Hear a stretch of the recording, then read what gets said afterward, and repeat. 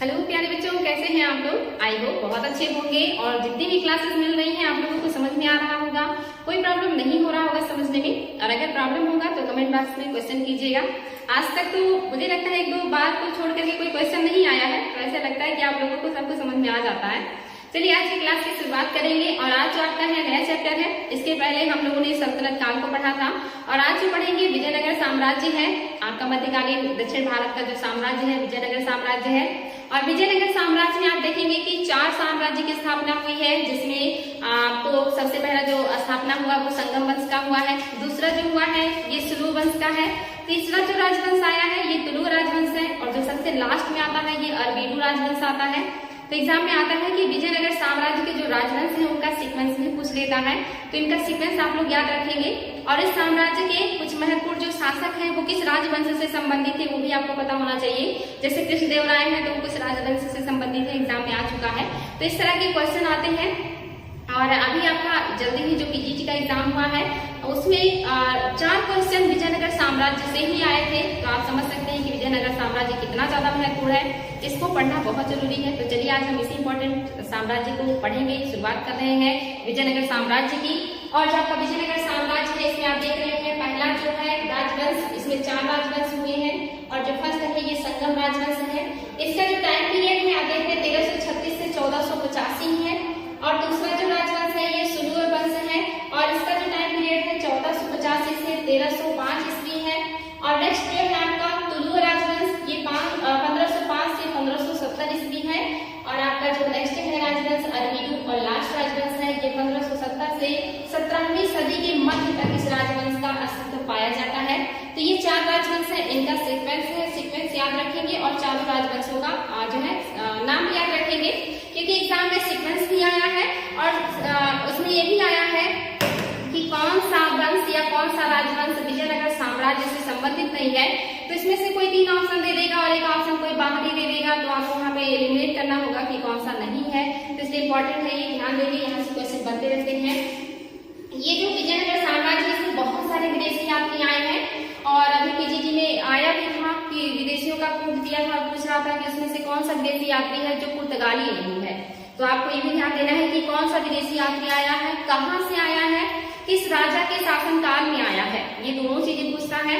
और कभी कभी और भी डीप क्वेश्चन जब आता है तो उनके द्वारा दिए गए वर्णन पूछ लेता है, बोलता है कि ये वर्णन किस यात्री ने दिया है। तो ये भी इंपॉर्टेंट है, बहुत डीप क्वेश्चन अब आने लगे हैं, तो अंडरस्टैंडिंग आपका अच्छा होगा तो बढ़िया हो जाएगा। तो चलिए शुरुआत करें बच्चों, आगे क्या है। तो विदेशी यात्रियों में जो पहले विदेशी यात्री है वो है निकितिन, जो निकितन या निकितिन है, या एक रूसी यात्री है। ये बात याद रखेंगे कि निकितिन जो है ये रूसी यात्री है, ये रूस के निवासी है। और 14वीं सदी में इसने विजयनगर की यात्रा की थी और इसने अपने विवरण में विजयनगर इसके साथ साथ बहमनी राज्य का भी जिक्र किया है, यानी कि विजयनगर के साथ साथ बहमनी साम्राज्य की यात्रा करते हैं। और दोनों साम्राज्यों का इन्होंने वर्णन किया है, नाम है निकितिन या निकितन, और ये रूसी यात्री है जो भारत में आए थे विजयनगर साम्राज्य में। इंपॉर्टेंट है बच्चों, ध्यान देंगे। नेक्स्ट जो आपके यात्री है ये निकोलो कोंटी है, ये इटली के हैं। इटली को वेनिस भी कहा जाता है, वहां का एक शहर है वेनिस, काफी मॉडर्न और काफी आधुनिक शहर है। तो इटली का या वेनिस का यात्री है निकोलो कोंटी और ये कब आया है 1420 ईस्वी में आया है। किस शासक के शासनकाल में आया है, वेरी वेरी इंपॉर्टेंट है, देवराय फर्स्ट के शासनकाल में आया था। विजयनगर साम्राज्य की यात्रा की थी इन्होंने और इन्होंने विजयनगर साम्राज्य में सती प्रथा का उल्लेख किया है। नेट में क्वेश्चन आया है कि इन यात्रियों में से किस ने विजयनगर साम्राज्य में सती प्रथा का उल्लेख किया है। आप समझ सकते हैं किस तरह के क्वेश्चन बनते हैं। तो आप देख रहे हैं पहले यात्री हैं जिन्होंने सती प्रथा का उल्लेख किया है। इन्होंने इसके अलावा क्या कहा, इन्होंने कहा कि विजयनगर का जो राजा है ये भारत के अन्य राजाओं से या अन्य शासकों से ज्यादा शक्तिशाली है, ज्यादा महान है। ये किसने कहा है, तो ये नाम है इसका निकोलो कोंटी। इन्होंने ये भी कहा कि जो विजयनगर की परिधि है ये 60 मील है और यहाँ 90,000 मनुष्य ऐसे हैं जो शस्त्र धारण करने की योग्यता रखते हैं। इन्होंने कहा कि विजयनगर साम्राज्य में ऐसे बहुत सारे पुरुष हैं जो शस्त्र धारण कर सकते हैं या युद्ध कौशल और कला से परिपूर्ण है, यानी कि बहुत ही बढ़िया साम्राज्य था जहाँ पे हर चीज की व्यवस्था थी, काफी बड़ा भी साम्राज्य है ये।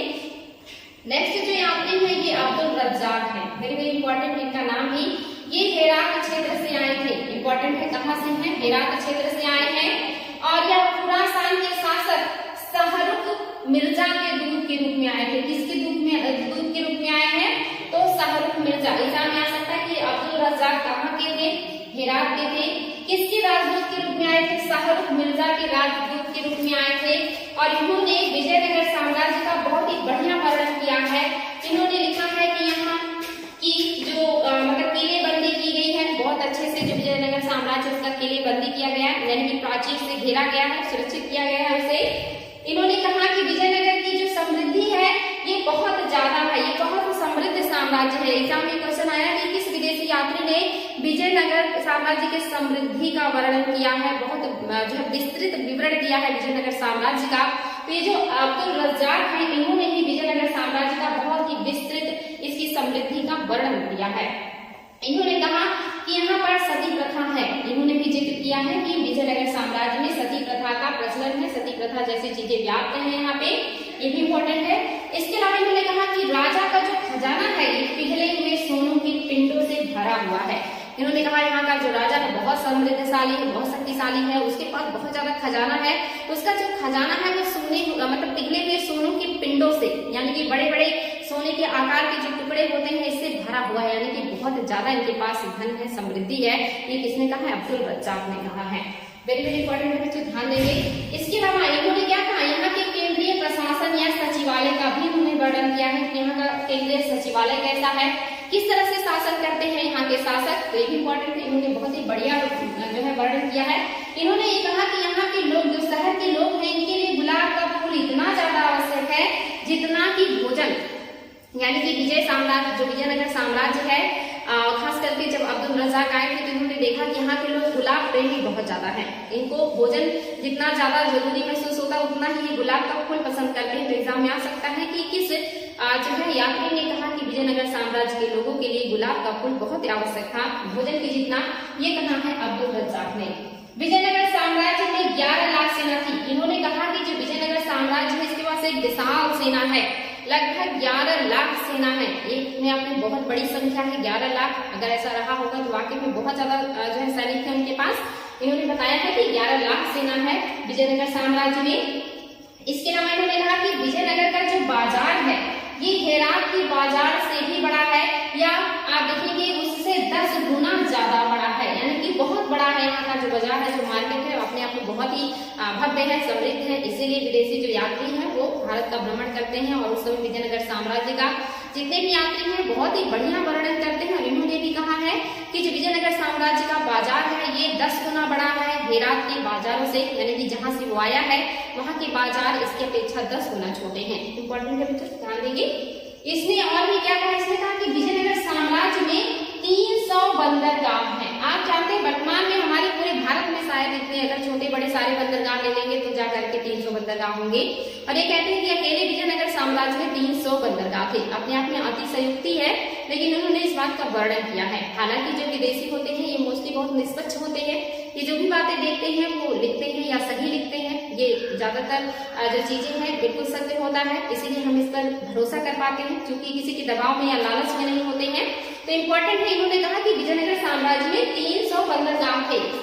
इन्होंने वैश्यालयों का भी वर्णन किया है कि जो विजयनगर साम्राज्य वहाँ पे वैश्यालय भी था, और वैश्याओं का भी उन्होंने जिक्र किया है कि वहाँ पे इस तरह के भी क्रियाकलाप समाज में होते थे। और हालांकि इसका जो प्रचलन है प्राचीन काल से ही है, एंशियंट में भी आप देखा है, आपने देखा है, मिडोल में भी आप देखेंगे, अकबर के शासनकाल में भी आप देखेंगे इस तरह के जो वैश्यालय होते थे इनको अकबर ने जो है अपने साम्राज्य से या शहर से बाहर कर दिया था और उसको शैतानपुरी का नाम दिया था।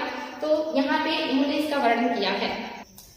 तो विजयनगर साम्राज्य में इस तरह की चीजों का भी उल्लेख मिलता है, यानी कि उन्होंने बड़ी निष्पक्षता से हर चीज का वर्णन किया है। इंपॉर्टेंट है बच्चों, ध्यान देंगे। नेक्स्ट जो आपके यात्री है ये डोमिंगो पायस है, ये भी बहुत इंपॉर्टेंट है। डोमिंगो पायस से जितने भी यात्री हैं ये कोई भी एग्जाम हो, चाहे टेट हो, आईएएस हो, पीसीएस हो, छोटे एग्जाम्स हो, उसमें जरूर आते हैं। एक क्वेश्चन तो यात्रियों से बनता ही है, चाहे वो अर्जित के यात्रियों का बने, चाहे वो मिडवर्ड के यात्रियों का बने। तो यात्री अपने आप में बहुत ही महत्वपूर्ण होते हैं, इनको जरूर देखिएगा। तो जो यहाँ पे आप देखिए जो डोमिंगो पायस है यह कब आते हैं? कृष्णदेव राय के शासनकाल में आए हुए हैं, वेरी वेरी इंपॉर्टेंट है। और इन्होंने विजयनगर साम्राज्य का बहुत अच्छे से वर्णन किया है। इन्होंने कहा कि विजयनगर साम्राज्य में पशु बलि प्रथा थी। यहाँ पे पशुओं की बलि दी जाती थी। इंपॉर्टेंट है बच्चों, ये पॉइंट ध्यान देंगे। इसके अलावा इन्होंने कहा कि जो विजयनगर साम्राज्य है ये रोम के समान विशाल है। इन्होंने भी बहुत तारीफ किया है विजयनगर साम्राज्य की। और ये चूंकि जो है आए हैं विजयनगर साम्राज्य में, जिन्होंने क्या कहा है, रोम यानी कि इटली का जो एक तरीके से कहेंगे शहर, उससे भी बढ़िया बताया है इन्हें, या उसके समान बताया है। यहाँ जो है प्रदेश देश, मतलब यह जो प्रदेश है ये देश से जुड़े, मतलब यहाँ पे ये जो प्रदेश है, यहाँ जितने भी देश हैं विश्व में, ऐसा माना जाता है कि हर जगह के लोग यहाँ पाए जाते हैं। यानी कि यहाँ पर लगभग सभी देश के लोग पाए जाते हैं, सभी देश से जुड़े हुए लोग यहाँ पर पाए जाते हैं। मतलब सभी देश के जुड़े हुए व्यक्ति यहाँ पे पाए जाते हैं। यानी कि विश्व के जो अलग अलग देश हैं वहाँ के लोग विजयनगर साम्राज्य में है या यहाँ पे रहना पसंद करते हैं। इस बात का भी जिक्र किया है इन्होंने। इसके अलावा इन्होंने क्या कहा, यहाँ का जो राजा है वो एक महान शासक है तथा न्यायप्रिय है। इन्होंने यहाँ के शासक की महानता का और न्यायप्रियता का भी वर्णन किया है अपने जो है विवरण में। इंपॉर्टेंट है जो ध्यान देंगे। नेक्स्ट जो यात्री है ये बारबोसा है, और जो बारबोसा है ये पुर्तगाली निवासी है या पुर्तगाली यात्री है। और ये साथ में क्या है, ये पुर्तगाली अधिकारी के रूप में आए थे। यानी कि ये यात्री के रूप में नहीं आए थे बल्कि पुर्तगाली अधिकारी के रूप में आए थे। क्योंकि आपको पता होना चाहिए कि जो पुर्तगाली में सबसे पहले भारत में आए थे और अपने व्यापार का, अपने साम्राज्य का सबसे पहले विस्तार पुर्तगालियों ने ही भारत में किया था। तो ये भी एक पुर्तगाली अधिकारी है और अधिकारी के रूप में ही भारत आए हुए हैं और इन्होंने बहुत ही बढ़िया विवरण दिया है। और ये भी कृष्णदेवराय के शासनकाल में आए हुए हैं। इन्होंने क्या कहा है कि विजयनगर साम्राज्य में जहाजों का निर्माण होता है। यानी कि हमारे यहाँ इस तरह की चीजें थी, यानी कि जहाज वगैरह हमारे यहाँ बड़े पैमाने में बनाए जाते थे, क्योंकि हम व्यापार जो है वो अन्य देशों से भी करते थे जलीय मार्ग से। तो जहाजों का निर्माण होता था। ये बात किसने कहा है, ये कहा है बारबोसा ने। इंपॉर्टेंट है। इसके अलावा इन्होंने यहाँ पे सती प्रथा का भी उल्लेख किया है। आपने देखा सती प्रथा का उल्लेख करने वाले 3 यात्री हो गए हैं। तीनों का नाम याद रखेंगे कि कौन कौन है जिन्होंने सती प्रथा का उल्लेख किया है। तो ये बहुत इंपॉर्टेंट है। आपके जो अब्दुल रज्जाक इन्होंने भी किया है, निकोलो कोंटी ने भी किया है, साथ में आपके जो बारबोसा है, इन 3 लोगों ने सती प्रथा का उल्लेख किया है। एग्जाम में क्वेश्चन आ चुका है, दोबारा भी आएगा, तो इसको ज्यादा ध्यान देंगे। नेक्स्ट आपका है यात्री, ये है नूनिस। और ये जो नूनिस है ये भी पुर्तगाली निवासी है, साथ में ये घोड़े के व्यापारी भी हैं। एग्जाम में आया है कि कौन सा विदेशी यात्री था जो विजयनगर साम्राज्य में भ्रमण के लिए आया था और वो घोड़ों का व्यापारी था। इतना डीप में क्वेश्चन आ चुका है बच्चों। तो ये जो नूनिस है ये भी घोड़े के व्यापारी हैं और ये कहाँ के हैं, ये पुर्तगाल के हैं। वेरी वेरी इंपॉर्टेंट है। इनके अनुसार क्यूलोन, उस समय का जो केरल है उसको क्यूलोन कहा जाता था। क्यूलोन, साथ ही श्रीलंका, पेगु, पुलिकट, बर्मा, मलाया के शासकों से देवराय सेकंड जो है वो कर वसूला करते थे। यानी कि जो नूनिस हैं ये देवराय सेकंड के शासनकाल में आए हैं विजयनगर साम्राज्य में। और ये कहते हैं कि ये बहुत शक्तिशाली शासक है, ये आसपास के देशों से भी टैक्स वसूलते हैं। आप जानते हैं मलाया, मलक्का ये सब इंडोनेशिया के पास है, और श्रीलंका, इन सब से ये कर वसूल करते हैं। यानी कि यहाँ तक इनके साम्राज्य का विस्तार है। ये वर्णन किया है नूनिस ने। आगे बच्चों अच्युत देवराय, यानी कि ये जो साम्राज्य का विस्तार है ये देवराय का तो करते ही है सेकंड का उल्लेख, साथ ही ये अच्युत देवराय के शासनकाल में इनके दरबार में भी कुछ समय के लिए रहे हैं। यानी कि इनके दरबार में कुछ समय रहने वाले हैं। ये है नूनिस, इसके दरबार में रहे हैं। अच्युत देवराय के दरबार में रह चुके हैं और इन्होंने देवराय सेकंड का भी बहुत अच्छे से वर्णन किया है।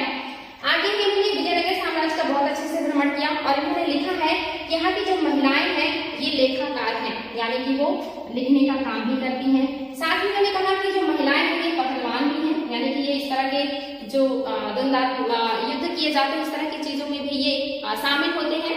और इसके अलावा ये खगोल शास्त्री भी हैं, महिलाएं पढ़ी लिखी हैं, वो खगोल शास्त्री भी हैं। साथ ही वो संगीतकार भी हैं, यानी कि म्यूजिक वगैरह का भी उन्हें अधिकार है और वो इस तरह की चीजों में भाग लेती हैं। एवं भविष्य वक्ता है, यानी कि यहाँ पे महिलाओं को हर क्षेत्र में कार्य करने का छूट है या अधिकार है, वो हर फील्ड में अग्रणी है, आगे है। इंपॉर्टेंट है, ध्यान देंगे सारे तथ्य। इन्होंने भी सती प्रथा, बाल विवाह और दहेज प्रथा का उल्लेख किया है। आज देखने सती प्रथा का उल्लेख करने वाले 4 विदेशी यात्री हैं। चारों का नाम जो है बहुत अच्छे से याद रखेंगे आप लोग, बहुत इंपॉर्टेंट है। इन्होंने सती प्रथा के साथ साथ बाल विवाह और दहेज प्रथा का भी उल्लेख किया है। साथ ही उन्होंने नायनकार व्यवस्था का भी वर्णन किया है। नायनकार व्यवस्था हमें भी आप लोगों को आगे डिटेल में बताएंगे। नायनकार जो है ये राजस्व विभाग से संबंधित है, इनके बारे में डिटेल में पढ़ाएंगे आपको भी। तो ये आपका नए कार्य व्यवस्था का भी उल्लेख करते हैं, कौन करता है, यूनिस। आ सकता है एग्जाम में कि किस विदेशी यात्री ने विजयनगर साम्राज्य में नए कार्य व्यवस्था का वर्णन किया है, तो यूनिस है, इंपॉर्टेंट है। नेक्स्ट जो यात्री है सीजर फ्रेडरिक है।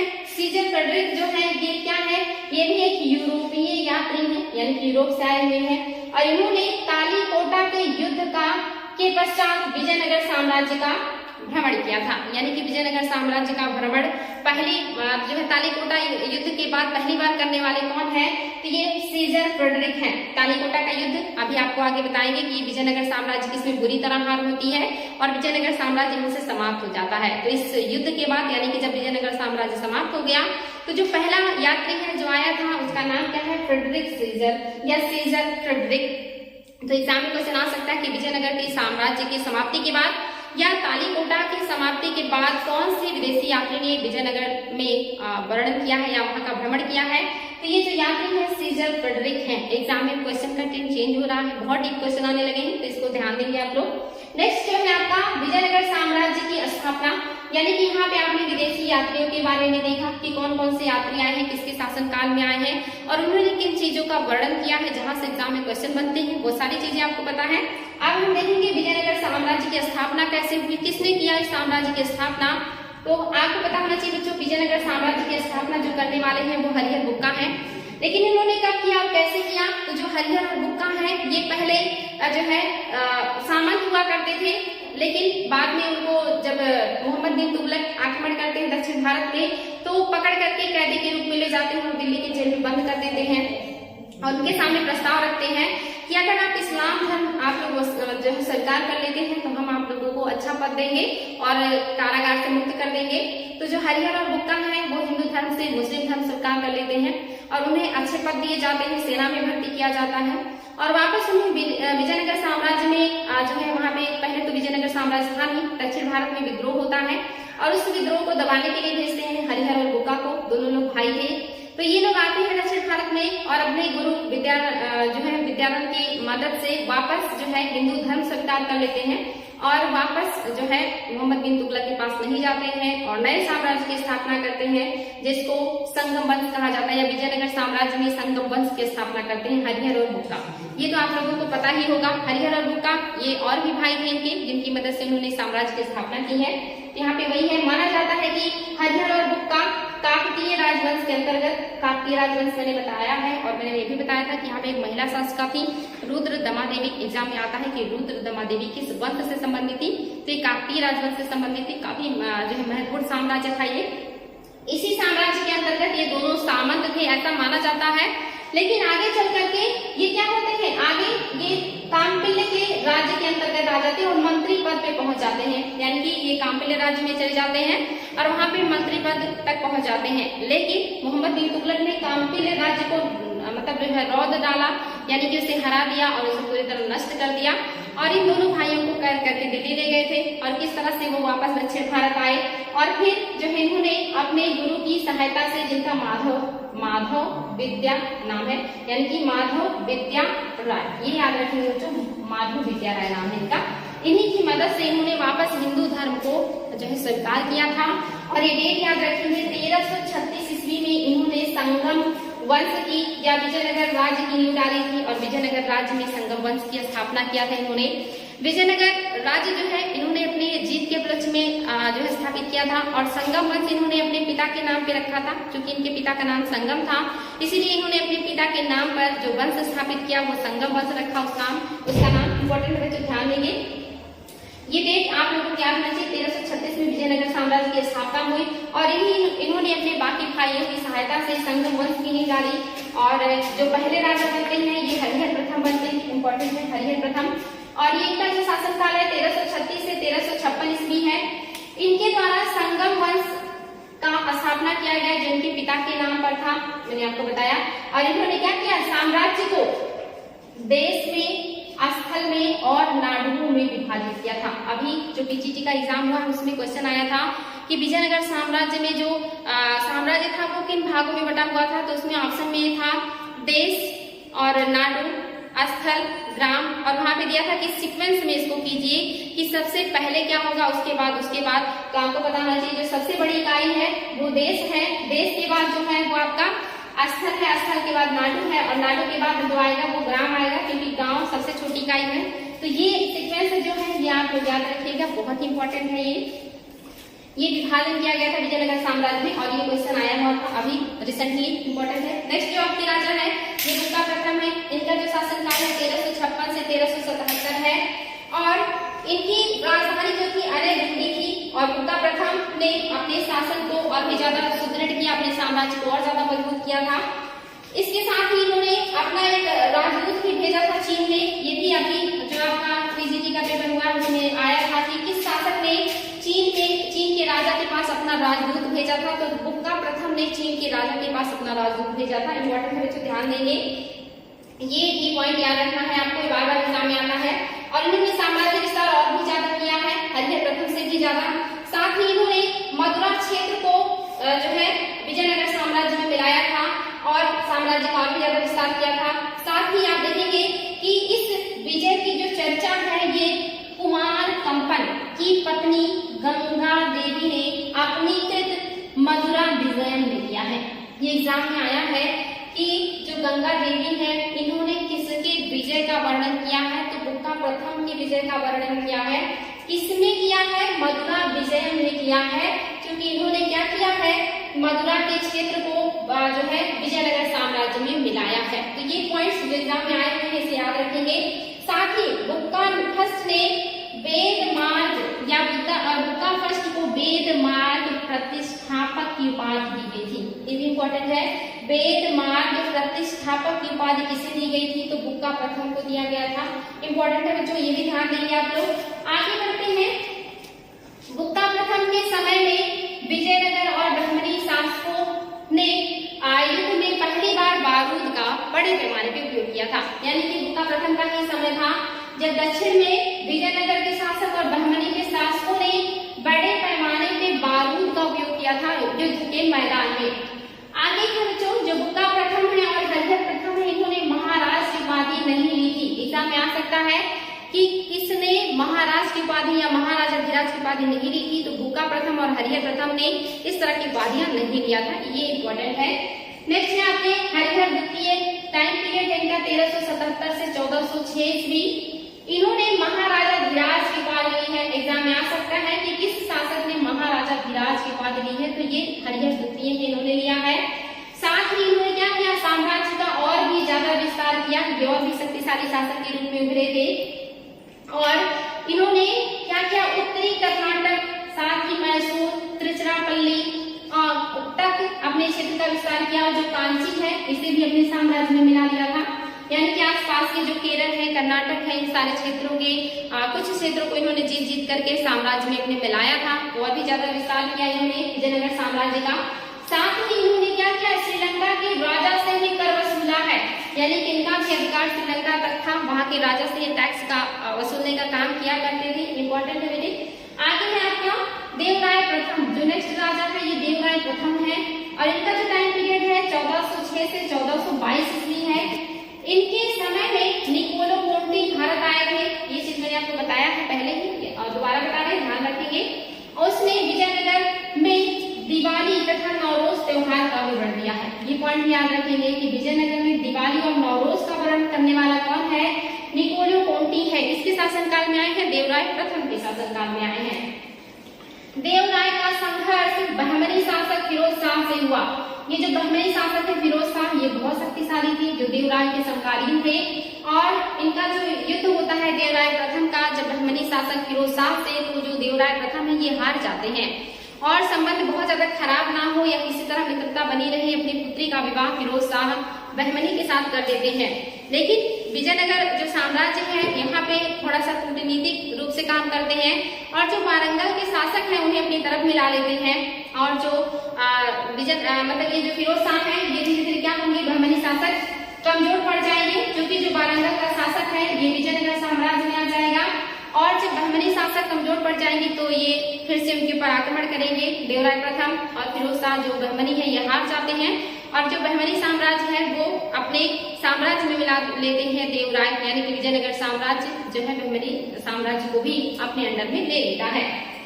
इम्पोर्टेंट है यहाँ पे एक पॉइंट कि देवराय प्रथम ने ही 10,000 मुसलमान को सेना में पहली बार भर्ती किया था। एग्जाम में आ सकता है कि मुसलमान लोगों को पहली बार सेना में भर्ती करने वाला विजयनगर साम्राज्य का शासक कौन था? तो देवराय प्रथम है, इन्होंने ही पहली बार ऐसा काम किया है। इन्होंने तुंगभद्रा नदी पर हरिद्रा बांध बनाया था। ये भी आ सकता है कि तुंगभद्रा नदी पर हरिद्रा बांध बनाने का काम किसने किया था? देवराय प्रथम ने किया था, ये भी इम्पोर्टेंट है। इनके दरबार में श्रीनाथ, ये नाम याद रखेंगे, श्रीनाथ का निवास था, जिन्होंने हर विलास की रचना की है। हर विलास ग्रंथ है जिसकी रचना श्रीनाथ ने की है और ये किसके राज दरबार में है? देवराय प्रथम के राज दरबार में है। इंपॉर्टेंट है बच्चों, इसको भी ध्यान देना है आपको। इसके बाद कुछ समय के लिए आप देखेंगे कि रामभद्र शासक हुए हैं, यानी कि देवराय के बाद कुछ समय के लिए रामभद्र शासक हुए और रामभद्र के बाद विजय प्रथम शासक हुए। ये दोनों अयोग्य शासक हैं, कमजोर शासक हैं, बहुत कम टाइम पीरियड के लिए शासक बनते हैं और यहाँ से जो संगम वंश है ये समाप्त हो जाता है। और आप देखेंगे कि फिर जो देवराय द्वितीय है ये शासक बनते हैं, यानी कि संगम वंश समाप्त नहीं होता बल्कि कमजोर हो जाता है। लेकिन इसके बाद जब देवराय द्वितीय का शासन काल आता है तो फिर से वो मजबूत करने का कोशिश करते हैं जो है विजयनगर साम्राज्य के, क्योंकि कोई भी साम्राज्य हो वहाँ पे हर व्यक्ति या हर शासक शक्तिशाली नहीं होता, कोई बहुत शक्तिशाली होता है, कोई कम शक्तिशाली होता है। और मोस्टली सारे राजवंशों में आपको एक ऐसा राजा मिलेगा जो युद्ध प्रेमी ना होकर के या साम्राज्य विस्तार ना करने वाला हो, बल्कि वो साहित्य और संस्कृति में ज्यादा विश्वास करने वाला हो, शांति को ज्यादा पसंद करता हो। ऐसे शासक भी एक शासक जरूर होते हैं हर राजवंश में।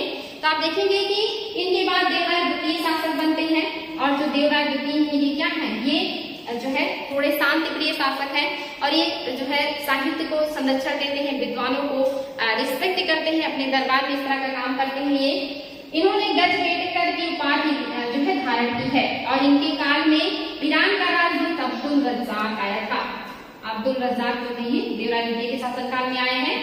यह विद्वानों का संरक्षक था, यानी कि कला संस्कृति के प्रेमी है, इन्होंने विद्वानों को संरक्षण दिया। साथ ही इन्होंने खुद भी संस्कृत में ग्रंथों की रचना की है और ये जो ग्रंथ है इंपॉर्टेंट है बच्चों, एक है महानाटक सुधानिधि और दूसरा है ब्रह्मसूत्र पर एक टीका। ये दो रचनाएं किया है और दोनों संस्कृत में है। राजा ने खुद लिखा है, देवराय द्वितीय है और ये साहित्य प्रेमी या संस्कृति प्रेमी है या शांति प्रिय राजा है। इनके उत्तराधिकारी अयोग्य सिद्ध हुए।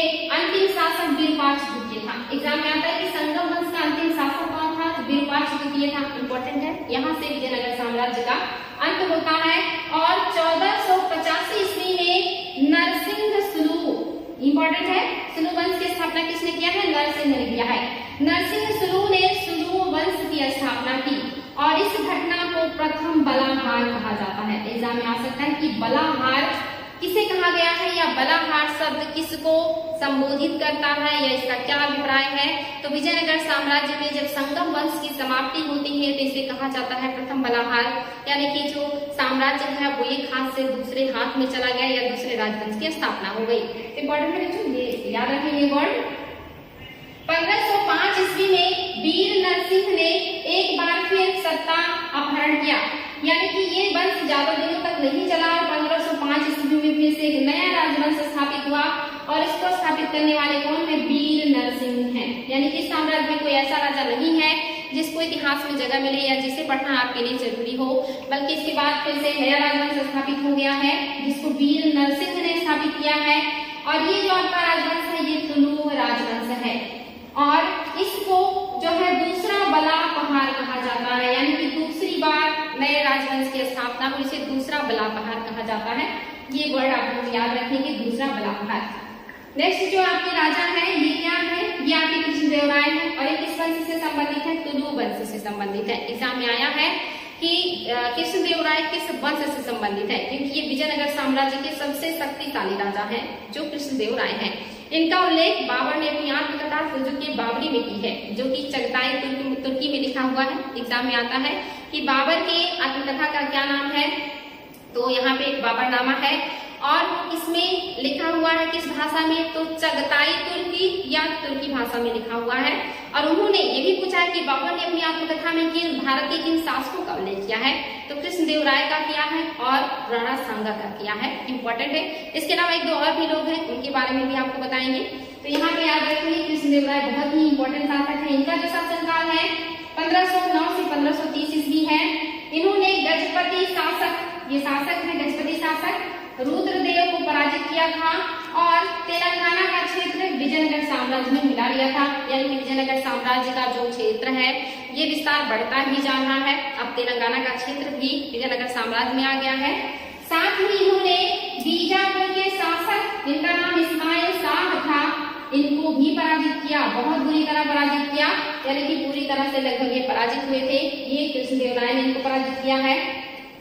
इन्होंने यानी कि कृष्णदेव राय ने 1510 ईस्वी में पुर्तगालियों को भूतकाल में एक किला बनाने की अनुमति देते हैं। एग्जाम में आ सकता है कि भूतकाल में एक किला बनाने की अनुमति पुर्तगालियों को किस शासक ने दिया था, कृष्ण जो है देवराय कृष्ण ने दिया था, या फिर ये भी आ सकता है कि क्यों दिया था। तो इन्होंने यहाँ पर पुर्तगालियों से समझौता किया कि अगर आप विजयनगर जो बीजापुर साम्राज्य है उससे गोवा को छीन लेते हैं या छीनने में कामयाब हो जाते हैं तो उसके उपलक्ष्य में हम आपको एक किला बनाने का अनुमति दे देंगे। और पुर्तगालियों ने करके भी दिखाया था। एग्जाम में आता है कि पुर्तगालियों ने गोवा को किससे छीना था, तो ये बीजापुर से छीना था पुर्तगालियों ने। और कब छीना था, तो यही डेट है 1510 में इन्होंने ऑफर किया और 1510 में ही पुर्तगालियों ने बीजापुर से गोवा को छीन भी लिया। और कृष्णदेव राय को जो वादा किया ये पूरा भी करना पड़ा, जो इनका मतलब एक दूरदर्शितापूर्ण निर्णय था, क्योंकि इससे जो पुर्तगाली है वो और भी ज्यादा शक्तिशाली है और उनका जो शोषण है वो बढ़ा था भारत में, तो ये काम इनका अच्छा नहीं माना जाता है। यही है, ये मतलब सारी चीजें मैंने आपको लिखी है। ये एग्जाम में आता है बच्चों, इनको कौन कौन सी उपाधियां दी गई है। आंध्र पितामह एग्जाम में अनगिनत बार आया है, नेट में भी आया है, दूसरे एग्जाम में भी आया है कि किस राजा को आंध्र पितामह कहा जाता है, कृष्णदेव राय को। साथ में अभिनव जो है, आगे हमें देखेंगे अभिनव, यानी कि अभिनव यहाँ पे इम्पोर्टेंट है, ये अभिनव भक्त या अभिनव करके आता है, ये उपाधि भी जो है ये दिया गया है कृष्णदेव राय को। तो ये भी याद रखेंगे, ये उपाधि भी इनका है।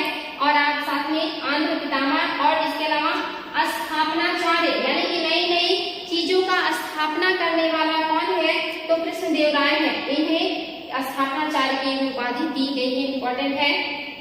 तथा यवन राज्य या यवन राजा भी कहा गया है, ये याद रखेंगे, यवन राज भी कहा गया है, यानी कि यवनों पर राज करने वाला इनको कहा गया। इनको 3-4 उपाधियां दी गई। आंध्र पितामह, ये अभिनव भोज है, मुझे ये वर्ड याद नहीं आ रहा था, इसको ध्यान दीजिए, ये नेट के एग्जाम में आ चुका है कि अभिनव भोज या दक्षिण का भोज किसे कहा जाता है। तो ये जो अभिनव भोज या दक्षिण का भोज है ये कृष्णदेव राय को कहा जाता है। आंध्र पितामह किसे कहा जाता है, कृष्णदेव राय को कहा जाता है। इन्हीं को स्थापनाचार्य और यवन राज भी कहा जाता है। ये चारों उपाधियां जो है कृष्णदेव राय की वेरी वेरी इंपॉर्टेंट है, बहुत बार एग्जाम में आए हैं। आगे है बच्चों कि इन्हीं के शासनकाल में पुर्तगाली यात्री डोमिंगो पायस आए थे और इनके शासनकाल में भ्रमण भी किया और उसका वर्णन भी किया है। बाबर ने अपनी आत्मकथा में इनका वर्णन किया। ये सारी चीजें मैंने आपको बता दी हैं। ये बहुत ज्यादा एग्जाम में आता है कि इन्होंने कुछ ग्रंथों की रचना की है और ये ग्रंथ उन्होंने स्वयं लिखा है। एग्जाम में आता है ये ग्रंथ किसने लिखा है, तो आपके पास यहाँ पे देख रहे हैं बहुत सारे ग्रंथ हैं। पहला है जाम्बवती कल्याणम। जाम्बवती कल्याणम इन्होंने संस्कृत में लिखा है, ये भी एग्जाम में आया है कि कृष्णदेव राय ने जाम्बवती कल्याणम किस भाषा में लिखा है, संस्कृत में लिखा है। किसने लिखा है, कृष्णदेव राय ने लिखा है। दूसरा जो ग्रंथ है ये तो एग्जाम में सैकड़ों बार आ चुका है कि अमुक्तमाल्यद पुस्तक के लेखक कौन है या इस ग्रंथ के लेखक कौन है, कृष्णदेव राय है। अमुक्तमाल्यद का मतलब क्या होता है, नेट में ये भी क्वेश्चन आया है। ये मोतियों का माला, अमुक्तमाल्यद का मतलब होता है मोतियों का माला, ये क्वेश्चन भी नेट में आ चुका है। तो कितनी इंपॉर्टेंट है कृष्णदेव राय, समझ रहे हैं। और ये किस भाषा में लिखा गया है, तेलुगु में लिखा गया है। भाषा भी याद रखेंगे बच्चों, अमुक्तमाल्यद जिसका मतलब होता है मोतियों की माला, लिखा है कृष्णदेव राय प्रथम ने। और किस भाषा में लिखा है, तेलुगु भाषा में लिखा है। साथ ही उन्होंने एक नाटक भी लिखा है, उषा परिणम। उषा परिणम नाटक है जो लिखा है कृष्णदेव राय ने। और इसके अलावा आप देखेंगे इनके बाद जो इनके उत्तराधिकारी हुए वो अच्युत देव राय हुए और ये अयोग्य शासक थे, ये बहुत ज्यादा पावरफुल शासक नहीं है। और इन्हीं के शासनकाल में आप देख रहे हैं कि नूनिस आए जो कुछ समय तक इनके दरबार में रहे भी थे, जो कि पुर्तगाली यात्री हैं, मैंने बताया आपको। और साथ ही ये क्या करते थे, ये राम राय मतलब इसी राजवंश का एक शासक है राम राय, जो कि विजयनगर साम्राज्य का शासक है राम राय, बहुत कमजोर शासक है। और ये जो राम राय यानी कि अच्युत देव राय के बाद जो आते हैं शासक वो राम राय है। और राम राय ने बहमनी और बीजापुर साथ ही गोलकुंडा के साथ विशिष्ट संबंध बनाने का प्रयास किया है, क्योंकि ये उनके पड़ोसी राज्य हैं। कौन है, बहमनी है, बीजापुर है और गोलकुंडा है। इनके साथ अच्छा संबंध बनाने का कोशिश किया, लेकिन ये क्या करते थे, कभी ये अहमदनगर तथा गोलकुंडा के साथ मिलकर बीजापुर पर हमला कर देते थे, तो कभी ये बीजापुर और अहमदनगर के साथ मिलकर के गोलकुंडा पर जो है हमला कर देते थे। तो इससे जो राजा होते थे वो इनके ऊपर विश्वास नहीं करते थे कि कभी ये मेरे साथ दोस्ती करके किसी और के ऊपर हमला करते हैं और कभी ये दूसरे से दोस्ती करके मेरे ऊपर भी हमला कर देते हैं। तो ये जो काम कर रहे थे इसके पीछे उनका कोई बहुत बड़ा मोटिव नहीं था या कोई बहुत बड़ा उद्देश्य नहीं था, बल्कि वो सोचते थे कि कोई हमसे ज्यादा शक्तिशाली ना हो पाए। वो दक्षिण भारत में शक्ति संतुलन को बनाए रखना चाहते थे, इसीलिए बारी बारी से एक दूसरे की मदद लेकर के हर किसी पे हमला किया करते थे।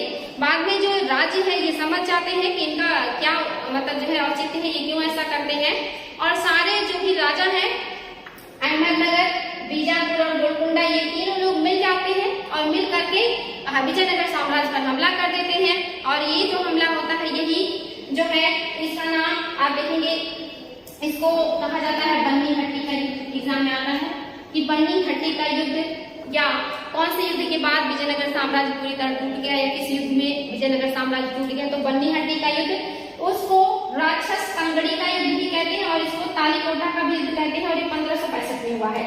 डेट याद रखेंगे बच्चों, 1565 में हुआ है। नाम क्या है, बन्नी हट्टी का युद्ध या राक्षस तंगड़ी का युद्ध या तालीकोटा का युद्ध, तीनों एक ही नाम है। कभी कभी ये नाम बदल बदल के एग्जाम में आता है, बच्चे कंफ्यूज हो जाते हैं। और ये तीनों नाम एक ही युद्ध के हैं, 1565 में हुआ है। डेट भी याद रखेंगे, एक तरफ विजयनगर साम्राज्य था और दूसरी तरफ हो सकती है जिनको बार बार विजयनगर साम्राज्य परेशान करता था। इन सब ने मिलकर के विजयनगर को हराया और इतनी बुरी तरह हराया कि विजयनगर साम्राज्य वहां से समाप्त हो जाता है और जो है फिर ये साम्राज्य खत्म हो जाता है। इसके बाद विजयनगर साम्राज्य का जो सितारा है, जो शक्ति का और जो है भाग्य का सितारा है, पूरी तरह से डूब जाता है। विजयनगर साम्राज्य हमेशा के लिए खत्म। साथ ही इस लड़ाई के बाद क्या होता है कि जो विजयनगर राज्य की राजधानी है ये बदल करके पेनुकोंडा हो जाता है। इंपॉर्टेंट है बच्चों, ये याद रखेंगे। राजधानी इस युद्ध के बाद जो है पेनुकोंडा हो गया था, पेनुकोंडा वर्ड याद रखेंगे। 1570 ईस्वी में विरूपाक्ष ने अरवीडू वंश की स्थापना की थी। ये जो विरूपाक्ष हैं इन्होंने क्या किया, अरवीडू वंश की स्थापना की है। और इसमें कोई बहुत जो है शासक नहीं हुए हैं बढ़िया। इसमें जो सबसे शक्तिशाली शासक है ये वेंकट द्वितीय हैं। और फिर यहाँ पर भी जो है अयोग्य उत्तराधिकारी आ जाते हैं और धीरे धीरे जो अरवीडू वंश है ये भी समाप्त हो जाता है। और फिर जो है विजयनगर साम्राज्य जो है वो पूरी तरह से समाप्त हो जाता है। विजयनगर में चारों राजवंश जो है वो समाप्त हो जाते हैं। और फिर वहाँ पर आप देखेंगे कि धीरे धीरे करके जो हमारे सल्तनत काल के राजा है और जो मुगल साम्राज्य है वो हावी होने लगते हैं। लेकिन जो बीजापुर है, गोलकुंडा है और अहमदनगर है, ये काफी समय तक संघर्ष करते हैं मुगलों से भी। आपने देखा था कि बीजापुर को हराने के लिए औरंगजेब ने बहुत मेहनत किया था। तो इन सारे राज्यों ने अपने आप को मजबूत कर लिया, लेकिन विजयनगर साम्राज्य के जो जितने भी वंश हैं ये समाप्त हो जाते हैं इस युद्ध के बाद। उसके बाद बीजापुर, अहमदनगर और गोलकुंडा अपने आप को बहुत मजबूती से स्थापित कर लेते हैं, जिनको समाप्त करने के लिए मुगल वंश को खासा दिक्कतें होती हैं। या जो औरंगजेब है इनकी सारी संपत्ति और इनका सारा समय दक्षिण में ही नष्ट हो जाता है और मुगल साम्राज्य के पतन का ये सबसे बड़ा कारण बनता है, दक्षिण अभियान जो है औरंगजेब का। तो आई होप बच्चों आप लोगों को विजयनगर साम्राज्य में जितने भी राजवंश समझ में आए होंगे, उनके शासक समझ में आए होंगे। इसके बाद हम विजयनगर साम्राज्य के जो राजस्व व्यवस्था है, जो प्रशासन है, जो सैन्य व्यवस्था है, ये सारी चीजें पढ़ेंगे। अभी भी बहुत सारे पॉइंट आप लोगों के लिए बचे हैं जो एग्जाम में बार बार आते हैं, उसको भी डिस्कस करेंगे। तो आज के लिए इतना ही, फिर मिलते हैं नए क्लास में नेक्स्ट डे। Thank you.